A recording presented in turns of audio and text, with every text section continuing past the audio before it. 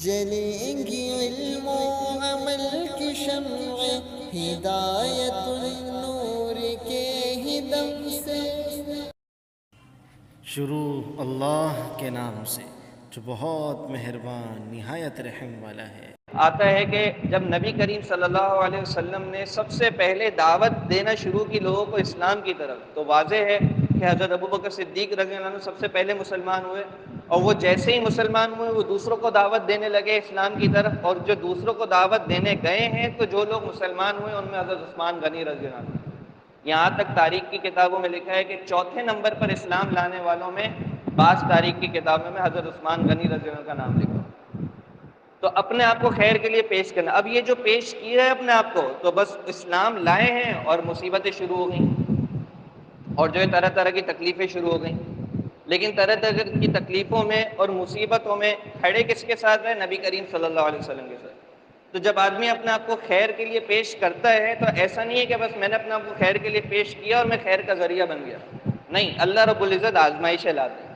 امتحان لیتے ہیں، اس میں بھی اپنے آپ کو جمانا اور اس کی کوشش کرنا کہ میں خیر کے راستے سے نہ ہٹ جاؤں۔ اب یہ حضرت نبی کریم صلی اللہ علیہ وسلم کے ساتھ جمے ہوئے ہیں، اور اس جماؤں کے اندر مختلف حالات آ رہے ہیں، ان پر بھی آ رہے ہیں اور عام مسلمانوں پر بھی آ رہے ہیں۔ یہاں تک کہ ایک موقع ایسا آیا کہ مسلمانوں کو ایک کنویں کے پانی کی شدت سے ضرورت تھی، اور مسلمانوں کے پاس کوئی ذریعہ نہیں تھا۔ حضرت عثمان رضی اللہ عنہ نے اپنے مال کو اس خیر کے کام کے لیے استعمال کیا اور مسلمانوں کے لیے وہ کنواں خرید کر اسے وقف کر دیا۔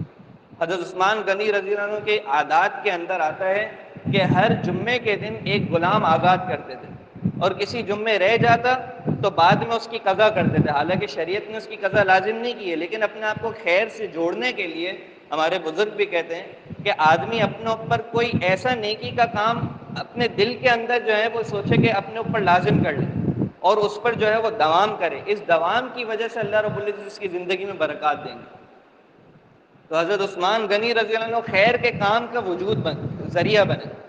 کیسے بنے؟ اپنے آپ کو پیش کیا اور اللہ رب العزت نے ان کو خیر کا ذریعہ بنایا۔ تو مسلمانوں کے لیے وہ کنواں خرید کر اس کو جو ہے وقف کر دیا، ہر جمعے کو جو ہے وہ ایک غلام کے اوپر احسان کرنا اور اس کو آزاد کرنا۔ اسی طرح سے مشہور غزوہ ہے غزوہ تبوک، جس کے اندر تقریباً 30,000 کے قریب مسلمان تھے، اور جن سے لڑنے کے لیے جانا تھا ان کے بارے میں اندازہ تھا کہ 2 لاکھ کی جو ہے وہ فوج ہے، اور یہ اس وقت کی طاقتور ترین فوجوں کے اندر شمار ہوا کرتی تھی۔ اتنے سخت اور حالات کیا ہیں کہ حالات یہ ہیں کہ جو ہے وہ مہینوں اور سال بھر کی محنت کے بعد ابھی کٹائی کا موسم ہے، اور مدینہ منورہ والوں کا اسی کٹائی پر گزارا ہوتا ہے، اور جو ہے وہ طرح طرح کے باتیں ذہنوں کے اندر آ رہی ہیں۔ یہاں تک کہ کسی کے ذہن میں آیا اور آپ علیہ السلام سے رخصت لینے گئے تو اللہ رب العزت نے قرآن پاک کی آیت اتار دی کہ ان سے کہیں کہ اپنے آپ کو اپنے ہاتھوں سے ہلاکت میں نہ ڈالیں۔ تو ایسا زمانہ اور ایسے حالات، اور آپ علیہ والسلام نے جو ہے وہ اعلان کر دیا کہ بھائی جو جتنا خیر کے کام میں حصہ لے سکتے ہیں لے لے۔ یہ وہی مشہور واقعہ ہے جس کے اندر حضرت ابوبکر صدیق رضی اللہ عنہ اپنے گھر کا پورا مال لے آئے۔ کیوں؟ کیونکہ خیر کے ذریعہ بننے کا موقع تھا، اپنے آپ کو پیش کرنا تھا۔ جس نے جتنا پیش کیا اللہ رب العزت نے اس کو ایسا درجہ دیا۔ حضرت عمر رضی اللہ عنہ اپنے گھر کا آدھا مال لے، حضرت عثمان رضی اللہ عنہ نے پہلے یہ سوچا کہ 200 اونٹ، اور صرف اونٹ نہیں، پورے کے پورے سامان سے لدے ہوئے اور بھرے ہوئے سامان کے ساتھ جو ہے وہ لدے ہوئے سامان کے ساتھ اونٹ جو ہے وہ میں اس لشکر کے لیے صدقہ کروں گا۔ آپ علیہ والسلام کی ترغیب آتے رہی یہاں تک کہ 200 سے بڑھ کر 1000 اونٹ کر دیے، اور 1000 اونٹ بھرے ہوئے سامان، یعنی آج کے زبان میں ہم یہ سوچیں کہ اگر کوئی بھرے ہوئے سامان کا ٹرک کسی کو دے دے اور اس کے اندر ساری کی ساری ضروریات کی چیزیں ہوں، تو جس کو ملے گا، جس ادارے کو ملے گا، اس ادارے کا کتنا فائدہ ہے۔ اور اگر یہ 1 سے بڑھ کر 200 ہو جائیں، 200 سے بڑھ کر 1000 ہو جائیں، تو ہم سوچ سکتے ہیں کہ کتنا زیادہ مفید ہوگا۔ تو مسلمانوں کے لیے خیر کا ذریعہ بننے والے حضرت عثمان غنی رضی اللہ عنہ، اس موقع پر نبی کریم صلی اللہ علیہ وسلم نے فرمایا کہ آج کے بعد عثمان کو کوئی عمل نقصان نہیں پہنچائے گا۔ آپ علیہ وسلم نے کتنے موقعوں پر حضرت عثمان غنی رضی اللہ عنہ کو بشارتیں سنائی، اور عملی طور پر بھی اور قولی طور پر بھی۔ نبی کریم صلی اللہ علیہ وسلم نے اپنی بیٹی حضرت رقیہ رضی اللہ عنہا کا نکاح حضرت عثمان رضی اللہ عنہ سے کیا۔ ان کا انتقال ہوا تو اپنی دوسری بیٹی حضرت ام کلثوم رضی اللہ عنہا کا نکاح حضرت عثمان رضی اللہ عنہ سے کیا تو دو ابن عساکر ایک تاریخ کی کتاب کے مصنف ہیں، انہوں نے لکھا ہے کہ حضرت آدم علیہ السلام سے لے کر پوری نبی کریم صلی اللہ علیہ وسلم تک جتنے انبیاء گزرے ہیں، پوری تاریخ میں ایسا کوئی شخص نہیں ہے جس نے کسی نبی کی دو بیٹیوں سے شادی کی ہو سوائے حضرت عثمان غنی رضی اللہ عنہ۔ تو آدمی پہلے نمبر پر نیت کرتا ہے کہ میں خیر کے وجود کا ذریعہ بنوں، خیر کے کام کے لیے اپنے آپ کو پیش کرتا ہے، پھر پیش کرنے کے بعد اس پر جمتا ہے، اس جمنے کے بعد اللہ رب العزت کی طرف سے اس کے لیے انعامات اور برکات آنا شروع ہو جاتی ہیں۔ تو یہ حضرت عثمان غنی رضی اللہ عنہ کہ ان دو بیٹیوں سے شادی کرنے کی وجہ سے حضرت عثمان کے بارے میں فرمایا جاتا ہے یہ ذو النورین ہے۔ نور حضرت آپ علیہ السلام کی بیٹی کے لیے نور کا لفظ ہے، نورین مطلب دو نور، اور ذو النورین مطلب دو نور والے۔ اسی طرح سے حضرت عثمان رضی اللہ عنہ کو ذو الہجرتین بھی کہا جاتا ہے کہ دو ہجرت والے، کہ جب پہلے مسلمانوں نے حبشہ کی طرف ہجرت کی، اس ہجرت میں حضرت رقیہ رضی اللہ عنہ کے ساتھ حضرت عثمان رضی اللہ عنہ نے ہجرت کی، اور پھر دوسری ہجرت مدینہ منورہ کی طرف، تو دونوں ہجرتوں کے اندر حضرت عثمان رضی اللہ عنہ شامل تھے، تو اس وجہ سے ان کو ذو الہجرتین بھی کہا جاتا ہے۔ اور حضرت عثمان رضی اللہ عنہ ان کے بارے میں یہ بھی ہے کہ بہت زیادہ باحیا تھے، اور ان کی حیا کا اثر فرشتوں تک تھا، کہ نبی کریم صلی اللہ علیہ وسلم کو ایک موقع پر فرشتے نے آ کر بتایا کہ یہ بہت باحیا ہے، اور دوسری بات یہ بتائی کہ یہ شہید ہونے والے ہیں، ان کو شہادت کا مرتبہ ملے گا۔ تو حضرت عثمان رضی اللہ عنہ کو اللہ رب العزت نے خیر کے کاموں کی وجہ سے بڑے بڑے درجات دیے کہ انہوں نے اپنے آپ کو خیر کے لیے پیش۔ اچھا، خیر سے کیا مراد ہے؟ ایک وہ خیر ہے جس کو میں خیر سمجھوں، میرا معاشرہ خیر سمجھے، ایک وہ خیر ہے جس کو شریعت نے خیر بولا،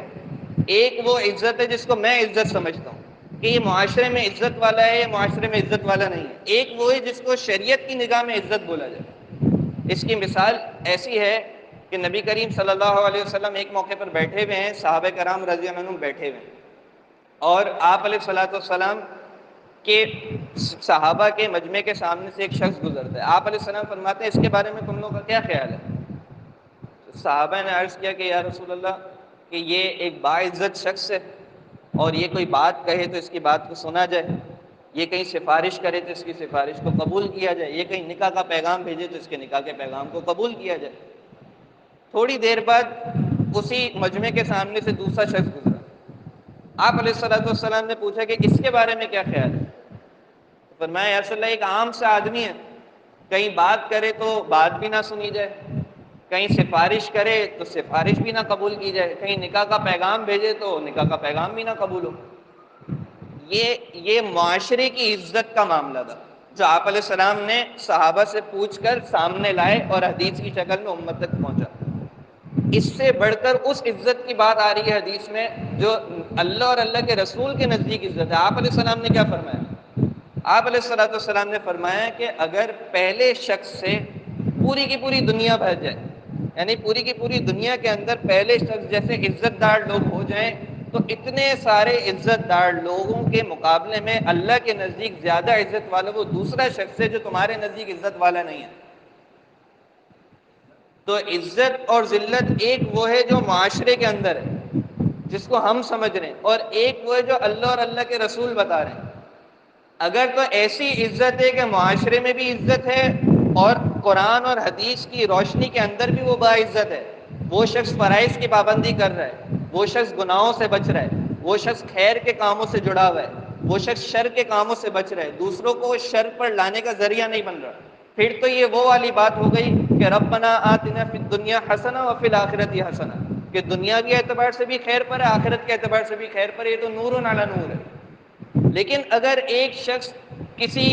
کسی ناجائز ذریعے کو استعمال کر کے دنیا کے اندر عزت والا بن جاتا ہے، خیر والا بن جاتا ہے، بھائی فلاں صاحب کو دیکھو، فلاں صاحب ماشاءاللہ معاشرے کے اندر جو ہے وہ خرچ بہت کرتے ہیں، غریبوں کو جو ہے نا وہ کھلاتے پلاتے بہت ہیں، ذریعہ آمدن سب کو پتہ ہے کہ مشکوک ہے۔ تو یہ والی عزت اللہ کے یہاں عزت نہیں ہے، یہ والی خیر اللہ کے یہاں خیر نہیں ہے۔ تو اس خیر کا ذریعہ بننا ہے جو اللہ کے یہاں خیر ہو، اور اس شر سے بچنا ہے جو اللہ کے یہاں شر ہے۔ نبی کریم صلی اللہ علیہ وسلم صحابہ کرام کو لے کر عمرے کے لیے جا رہے ہیں مدینہ منورہ سے، اور راستے کے اندر جو ہے وہ رک گئے حدیبیہ مقام پر، اور یہ جو رکے ہیں اب یہاں پر رکنے کے بعد کیا بات چل رہی ہے کہ بھئی ہمیں تو عمرے کے لیے جانا ہے، اور مشرکین مکہ سوچنے کہ اگر یہ عمرے پر آ گئے اور ہم نے روکا نہیں تو ہماری عزت کا کیا ہوگا۔ تو اب معاملہ جو ہے وہ الجھ رہا ہے، اور اس الجھاؤ کے اندر پھر نبی کریم صلی اللہ علیہ وسلم نے مسلمانوں کی طرف سے اور اپنی طرف سے سفیر بنا کر حضرت عثمان رضی اللہ عنہ کو مکہ میں بھیجا۔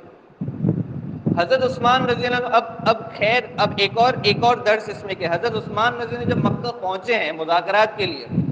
تو اب مکہ تو ان کا اپنا آبائی علاقہ تھا، وہیں کی پیدائش تھی، وہیں کے تھے، سب جانتے تھے، باعزت تھے، اسی وجہ سے پہلے حضرت عمر رضی اللہ عنہ کو بھیج دیتے۔ حضرت عمر نے فرمایا کہ نہیں، حضرت عثمان رضی اللہ عنہ کی زیادہ جان پہچان ہے، ان کو بھیجیں،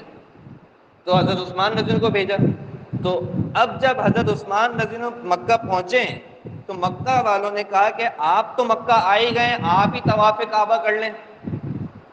تو حضرت عثمان رضی اللہ عنہ نے فرمایا کہ نبی کریم صلی اللہ علیہ وسلم کے بغیر میں طواف کعبہ نہیں کروں گا۔ تو اتنا نبی کریم صلی اللہ علیہ وسلم کیونکہ خیر کا منبع تھے، ساری کی ساری خیر جتنی بھی وجود میں آئی ہیں وہ سارا کا سارا آپ علیہ الصلوۃ والسلام کی طرف سے تھا، اور ہمیں یہ نیت رکھنی ہے کہ ہم خیر کے کاموں سے جڑے رہیں۔ اس جڑنے کے لیے نبی کریم صلی اللہ علیہ وسلم کی سیرت سے، نبی کریم صلی اللہ علیہ وسلم کی ذات سے جڑنا بہت ضروری ہے۔ صحابہ کرام رضی اللہ عنہ کی نجات اس میں تھی کہ آپ علیہ الصلوۃ والسلام کی ذات سے جڑ جائیں، لیکن ابھی کیونکہ نبی کریم صلی اللہ علیہ وسلم کی ذات ہمارے سامنے نہیں ہے تو ہماری نجات اس میں ہے کہ نبی کریم صلی اللہ علیہ وسلم کی سنتوں سے جڑ جائیں، اور ان سنتوں کو محفوظ رکھنے والے علماء کرام سے جڑ جائیں۔ اس کے اندر اللہ رب العزت ہمیں نجات کے راستے پر لگا دیں۔ تو حضرت عثمان رضی اللہ عنہ نے طواف نہیں کیا، اور مشرکین مکہ نے حضرت عثمان رضی اللہ عنہ کو روک لیا۔ اس روکنے کے بعد ایک افواہ پھیل گئی کہ جو ہے حضرت عثمان رضی اللہ عنہ کو نعوذ باللہ شہید کر دیا گیا اس وقت۔ تو آپ علیہ الصلوۃ والسلام تک جب یہ بات پہنچی تو نبی کریم صلی اللہ علیہ وسلم نے صحابہ کرام سے ایک درخت کے نیچے بیعت لی جس کو بیعت رضوان کہا جاتا ہے، اور بیعت رضوان اس بات پر دی کہ حضرت عثمان رضی اللہ عنہ کی شہادت کا یا مقتول ہونے کا ہم انتقام لیں گے۔ اور اس بیعت رضوان لیتے ہی اللہ رب العزت نے آیت اتار دی کہ اس بیعت کے اندر جو لوگ شریک ہیں اللہ رب العزت ان سے راضی ہو گیا۔ تقریباً 1350 کے قریب صحابہ کرام رضی اللہ عنہ تھے اس وقت۔ تو یہ 1350 کی رضامندی کا ذریعہ کون بنا؟ حضرت عثمان رضی اللہ عنہ کی وہ شہادت جو ہوئی بھی نہیں تھی۔ کیوں؟ کیونکہ اللہ کے یہاں مقام ایسا تھا، کیونکہ انہوں نے اپنی زندگی کو خیر کے لیے پیش کیا۔ ایک خیر کے لیے پیش کر، ایک ہے اپنی ذات کو اس حد تک سنبھالنا کہ میں شر کا ذریعہ نہ بنوں۔ نبی کریم صلی اللہ علیہ وسلم نے حضرت عثمان غنی رضی اللہ عنہ کو بتا دیا تھا کہ اللہ تعالیٰ تمہیں خلافت کی قمیص پہنائیں گے، اور منافق لوگ اس کو اتارنے کی کوشش کریں گے، لیکن تم منافق لوگوں کو کامیاب ہونے مت دینا۔ یہ آپ علیہ الصلوۃ والسلام اپنی زندگی میں بتا کر گئے تھے۔ اب حضرت ابوبکر صدیق رضی اللہ عنہ کی خلافت گزر گئی، حضرت عمر رضی اللہ عنہ کی خلافت گزر گئی۔ حضرت عمر رضی اللہ عنہ کی خلافت کے اندر بہت زیادہ اسلام پھیلا، 22 لاکھ مربع میل تک پھیلا۔ حضرت عثمان رضی اللہ عنہ کے تقریباً 12 سال کے قریب، 12 دن کم 12 سال کے قریب خلافت تھی، اس میں 22 لاکھ مربع میل سے بڑھ کر 44 لاکھ مربع میل تک پھیلا۔ اب وہ یہ جو اسلام پھیل رہا ہے دنیا کے اندر، کسی کی تھوڑی سی شہرت پھیلتی ہے اور اس کے حاسدین کھڑے ہو جاتے ہیں، اور اتنی بڑی اسلامی ریاست پھیل رہی ہے اور بڑی بڑی ریاستیں جو ہے وہ ختم ہو رہی ہیں، اور چھوٹی چھوٹی ریاستوں کا نام و نشان ختم ہو رہا ہے، تو کیا یہ سب کو اچھا لگے گا؟ بالکل نہیں لگے گا۔ اب یہ جو اسلام پھیل رہا ہے تو اس پھیلاؤ کو دیکھ کر بہت سے لوگوں کو اچھا نہیں لگا، ظاہری جتنی لڑائیاں کی اس میں شکست کھائیں، لہٰذا باطنی لڑائی پر آ گئے۔ یعنی کفر تو ظاہر ہوتا ہے، ایک ہوتا ہے کہ بالکل پوشیدہ ہو، منافقانہ طور پر جو ہے حملہ کیا جائے، سازش کی جائے، اس پر آ گئے۔ جب اس پر آئے اور اس پر آنے کے بعد انہوں نے ایسے دن کا چناؤ کیا کہ جب لوگ حج کے لیے چلے جاتے ہیں اور جو ہے وہ مدینہ منورہ میں کم لوگ ہوں، تو ایسے ذی القعدہ کے ایام کے اندر آئے، حاجیوں کی شکل میں آئے، اور حضرت عثمان غنی رضی اللہ عنہ کے گھر کا جو ہے وہ گھیرا، محاصرہ کر لیا۔ اب یہ جو محاصرہ ہوا تو ظاہر ہے صحابہ کرام بھی متوجہ ہو گئے، اور صحابہ کرام کہہ رہے ہیں اب ہمیں اجازت دیں، ہم انہیں بھگائیں، ہم انہیں نقصان پہنچائیں۔ حضرت عثمان غنی رضی اللہ عنہ فرماتے ہیں کہ میں نہیں چاہتا کہ نبی کریم صلی اللہ علیہ وسلم کے شہر کے اندر میرے حکم پر خون ریزی ہو، میرے حکم پر خون گرے، میں یہ نہیں چاہتا۔ کیا کہ شر کا ادنا درجہ کا حصہ ہم نہیں بننا چاہتے، حالانکہ یہ شر تھا بھی نہیں، لیکن ظاہری طور پر خون ریزی تھی۔